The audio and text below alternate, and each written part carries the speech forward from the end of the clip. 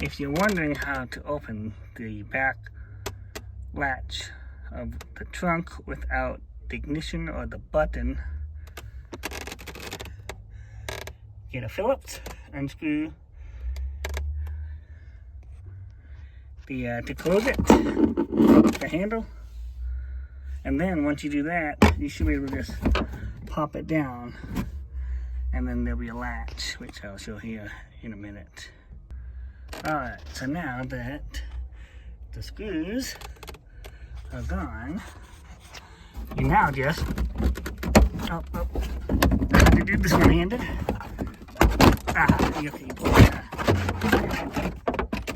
And then, you come over here, see this latch? And voila.